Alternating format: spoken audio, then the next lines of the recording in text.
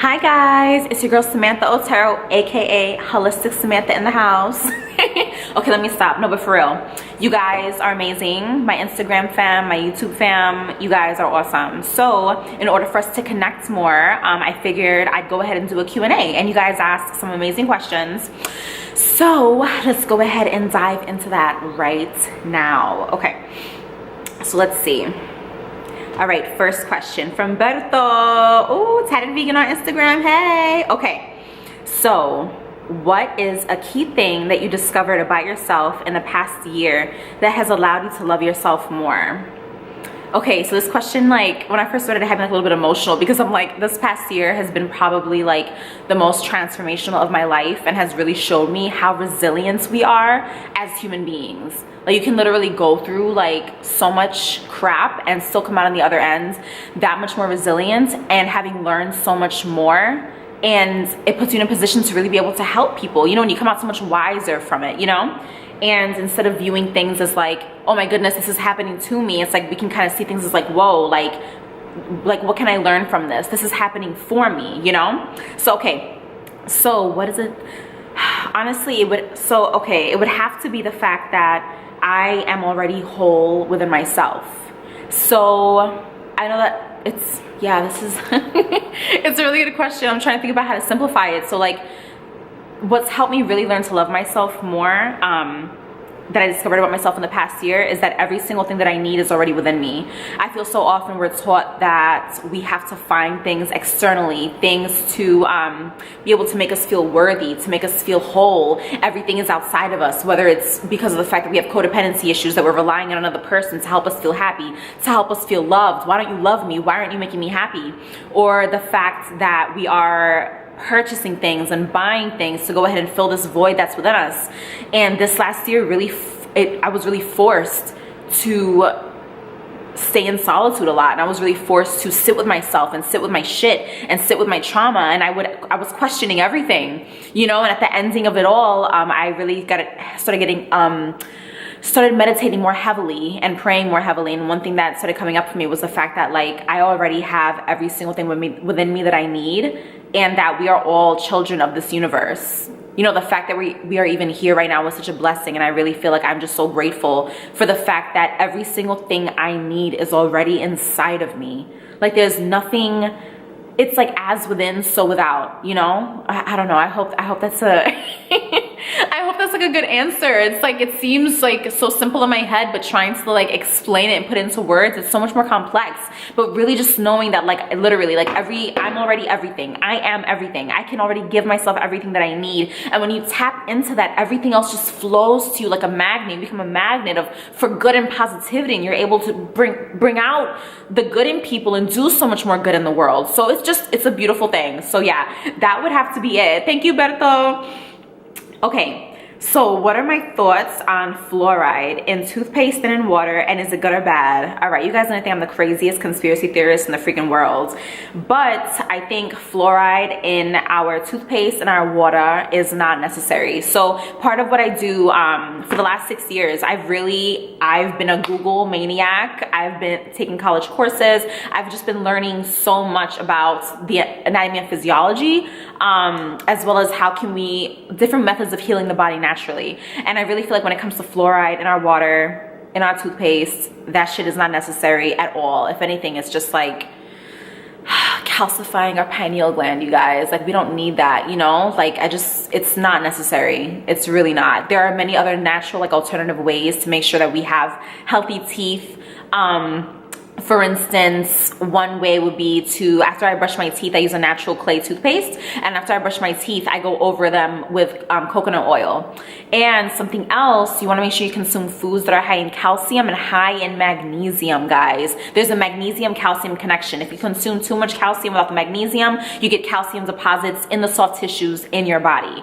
And when you have enough magnesium it helps the calcium do its job. You know, you can't really have one without the other in our systems. And over 73% of Americans are deficient in magnesium, because guess what? We need to eat more fruits and vegetables, you guys, especially dark leafy greens, kale, spinach, collard greens, all these different things. They're filled with magnesium as well as calcium, you know, so there you go. Fluoride, caca. I don't mess with that. I haven't used fluoride toothpaste in it's been about 6 years. Yeah, and I don't miss it. If anything, my teeth are better. They're healthier. So nix the fluoride. Try coconut oil over your teeth after you finish brushing. And then you want to make sure you consume foods that are rich in both calcium and magnesium. Hey! Okay. So what is next? Okay. So what were my top lessons of 2017? Yo, I love you guys. This is so great. Okay, so some of my what are the top lessons of 2017? The fact that we are all extremely resilient. The fact that life does not happen to you, it happens for you. Most definitely. And the fact that people are generally good. You know, I feel like a lot of us, unfortunately, are functioning kind of like on autopilot, you know, due to the fact that we live in such almost an unnatural, robotic way. So yes, I definitely feel like people are generally good. And I feel like a lot more people are waking up to this fact than they're trying to let us become aware of. You know what I mean? So yeah, I'm trying to think about what else. Oh, there's just so much. Top lessons of 2017. Sorry guys, I'm not trying to take up too much time. I might have to clip this and come back. Top lessons of 2000. Okay, you know what? Let me come back to that. There's so much. Okay, so how do I detox? What do you eat and drink during it? So when it comes to detoxing, I always recommend that if you're gonna do a detox, you wanna make sure it's at least no less than like 14 days to really get the effects that you need on your body. Unless you're using like really potent herbs, you can do a 7-day detox, but even then, I definitely recommend at least a 14-day detox. So let me share a little bit about my health journey. When I first went vegan, when I first went plant-based 6 years ago, it was because I was very, very sick.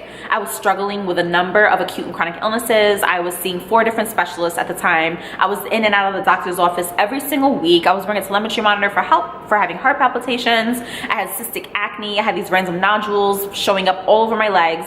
I had autoimmune disorder. I had anemia. I had sinus infections that lasted 2 years straight. Like, I was a freaking train wreck, you guys. Such a mess. So, yes, so what I did to heal myself was I did a 30-day raw food fast. So I did a fast, and that during the 30 days that I did that raw food fast, my body was able to purge itself and heal itself from all the toxic shit that I've been eating and surrounded by my entire life. Yes, so by the second week of doing it, all of my symptoms, I had no new flare-ups. My cystic acne was completely down, no new flare-ups whatsoever. The nodules went away. My sinuses drained themselves. My body was in full detox mode because I really was just consuming raw foods. Nothing but salads, really, really big salads. So I wasn't lacking any calories. My caloric intake was up there. And in the mornings, I was having lots of fruits, and then I'd have bigger salads as the day progressed. So yes, I just go off on tangents and talk. Okay, let me see. So how do you detox? Like, yeah, so whenever I detox, I always do like a raw food detox. I'll know that when my body is kind of like, I don't really have too much of an appetite. I know it's time for me to kind of like eat less. Not that I don't really eat any processed foods, to be honest. But I know it's time for my body to eat more hydrating foods, and foods that are much more hydrating are fruit. Fruits are extremely hydrating. So I did my 30-day raw food fast. My body is reset from that. But whenever I feel like I need a reboot, I do at least 3 days of consuming mostly fruit up until 4 o'clock. And then I'll have like a big meal of kale with some quinoa and wild rice and onions and bell pepper. So that's what I'll do for dinner. So I definitely recommend that. You want to make sure you have, like, in the morning, you eat very hydrating foods. You want to have like a smoothie with some like almond, cashew, hemp, coconut milk, filled with fruits. And then as the day progresses, you can have more of your greens with your whole grains like quinoa, wild rice, brown rice. You know, you want to avoid more processed rice food items like white rice, more processed breads like white bread, even some whole wheat breads that are out on the market are complete gaga. So you really want to make sure you're checking the labeling. And if you guys have any more questions about that, you can go ahead and ask me below this video or on my Instagram page at Holistic Samantha, and I can get into specifics more on that. Okay, so let's see what's next. I may have to make this into a 2-part video, you guys. I'm sorry. What are some books, podcasts, or documentaries that changed your life for the better? Okay, so I'm gonna go ahead and write a list of things below in the description box, but off the top of my head, The Mastery of Love by Don Miguel Ruis. All day, such a good book. The Alchemist, I read that about 5 years ago, amazing. What else? There's also a book called Creative Visualization by Shakti Gawain. That book really helped me become more empowered in the sense that I became aware of the fact that I'm able to create a life for myself that I want to live. You know, I really feel like, again, we're taught everything is so external. I feel like it's because we live in a society that's more we have more masculine practices, but I feel like if we try to develop a more feminine way of doing things, you know, we have to have a balance of both masculine and feminine. They're both healthy when in balance. But I feel like I really became aware of the fact that by changing my mindset and envisioning the life that I see myself living and practicing that every single day, I could really create and manifest the kind of life that I wanted to live, which I was like, yo, this really works, you know, like this is crazy. So yeah, creative visualization. And then I'm trying to think if there's another one. There's one by Gary Zukav, and the name of it is The Seat of the Soul. Guys, another good one, The Seat of the Soul. Yeah, so, but I will post more on the documentaries, podcasts, and books below. Thank you for that awesome question. Let's see, what else? Okay, so skincare routine. Okay, so let's get into that. So when it comes to my skin, since going plant-based, I no longer use any products that you can like purchase on a shelf, like in a store that has like a bunch of ingredients in it, because I just do so much research and I've learned so much, and it's like, unless I really know the person producing it personally, I would not want to invest in that, because I feel like I don't really necessarily know where the products are coming from. So my skincare routine as of right now, I wash my face with black charcoal soap infused with lemon essential oil. So it's lemongrass, it's lemon essential oil. So it's black soap, it has charcoal in it and lemon essential oil, and that's what I use on my face. I'm not wearing any makeup right now. This is my skin. So that's what I use to wash it. My skin. So yeah, that's what I use to wash my face when I'm in the shower. I also use it on my body wash. And then when I get out of the shower, I just started using witch hazel as my toner, as my astringent. So I take like a little cotton ball and I put some witch hazel, and right when I get out of the shower, I rub it all over my face. And then I have combination skin, so it's more oily like here, and then I have dry skin here. So yeah, that's what I use for my toner. And then when it comes to moisturizer, I do the oil cleansing method. So I can actually honestly make another video discussing that. Oh my gosh, so much is coming out, you guys. This is awesome. Yeah, but I do the oil cleansing method. So everybody's skin is different, so you have to figure out what blend works best for your skin. I tried out different blends for about a month, and what worked best for me was almond oil so let's say I have like a little 3-ounce bottle of almond oil. I put 2 drops of lavender essential oil, and that's what I use on my skin. That's the only thing that I use. And again, I feel like when it comes down to what we put on our skin, it can really help a lot to reduce inflammation. It can help a lot to keep our pores cleansed. But at the same time, what we consume makes the biggest difference with our skin. Like I said, guys, like no joke, my whole forehead was purple, filled with cystic acne. It was ridiculous. It was nuts.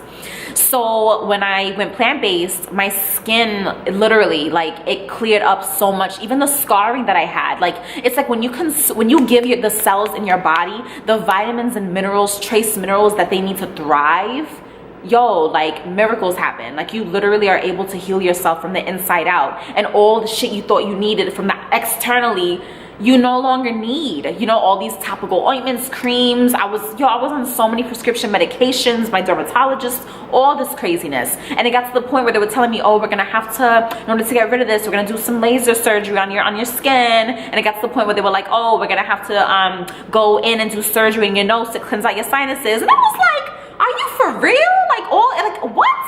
So that's what I got to Googling literally like 4 hours every single day, reading books left and right, talking to people, messaging people, and here I am, no surgeries, nothing, and I feel great. So you guys, please ask me all the questions, because yes, this is so possible. They want to have you dependent on the system. you know? And I worked in healthcare for 3 years in nursing. And while I do believe our healthcare system is very, it's efficient when it comes to more emergency situations, when it comes to having to do like emergency surgeries and, you know, even things like that, it's beneficial. But when it comes down to long-term health, that's really in your hands. You know, it's up to us. And I feel like they would have you think that, oh, you gotta stay on these meds the rest of your life, honey. I'm sorry. No, that's BS. That's because Big Pharma wants your money. So it's almost they want your life, right? It's messed up. It's messed up, you know? That's how they stay functioning though. But I feel like the more we continue to empower ourselves and learn more about natural healing methods, mind, body, you know, and I feel like when we heal our minds and our bodies, we're able to be that much more in tune with spirit, you know? So it's cool. So let's see, what else? How long did it take you to be able to fully switch over to a plant-based lifestyle? Okay, so I'm one of those people that switched overnight. I was a damn mess though. For instance, I have some people that I work with. Oh, I actually have a course coming up as well, you guys. I'm gonna share some more information about that in the description box below. It really just helps you transition to consuming a plant-based diet. But anyway, I'll post more on that below because quite a few of you have asked me that in my inbox, and that's the way, one of the ways you guys can work with me. So I'll share more on that in a bit. But yeah, it took me, I literally transitioned overnight because I was super sick. Like I was so tired of feeling like shit all the time that I was like, yo, like I need to figure something out. So one day I was eating my meat pasta, my meat sauce pasta with beef, and I received all my books in the mail to go plant-based, and I was like, damn, yo, like this is really happening. Like I really have to do this. And the next day I started my raw food fast. Yeah, and the first week was intense, I'm not gonna lie. Part of me kind of feels like maybe I should have eased into it, but by the second week, I was having crazy detox symptoms, but my body was, it was healing itself, you know, it was awesome. So yeah, I switched overnight. But I will tell you, after working with people, the norm it does take a few weeks to a few months, you know? So that's not uncommon. But for me, I like to, I don't know, I make transitions pretty quickly. So I feel like when it came down to my health, especially when I know that there's like some deep meaning behind it, you know, I like to make movements based off of like my values a lot. So I knew that the change that I was making was beneficial for my health. It's beneficial for the environment. It's beneficial for the animals' lives that are not being taken inhumanely. And I don't know what the fuck's going on with them. You know, they're being given antibiotics daily. And it's just, I wanted like out of that lifestyle. So for me, I just made the switch overnight. And I feel like when your why is strong enough, your reason for doing this, you will make that change happen. You know, like we do not give ourselves enough credit. The human mind is an amazing thing and a beautiful thing. And when we realize that we are empowered, like very powerful beings, we can make like impactful changes that can not only help us for the better, but also help our environments, the planets, everybody around us. And when you start making those changes, even if people around you give you shit for it, they're watching you. You know, like you're planting those seeds. Because intrinsically, I feel like we all know like what's right and what's wrong, you know? And a lot of people get triggered, and then their cognitive dissonance kicks in. And then it seems like they're just trying to give you shit. But trust me, like when you start living a more wholesome, holistic, natural, sustainable life, people watch that. You're planting those seeds, baby. Okay, so I'm gonna go now. I still have a lot more questions, you guys, so I'm gonna go ahead and film. Actually, tomorrow I'll get back on here and film. You guys are amazing. Thank you guys so much, for real. You guys are the shit. I curse a lot. Sorry, guys. I'm from Brooklyn, New York, so. No, but let me stop. Yeah, you guys are awesome. Thank you guys so much for all the questions. I'm gonna go ahead and post this. And you guys have an amazing day, evening, wherever you are on the planet. And I love you guys, okay? Bye.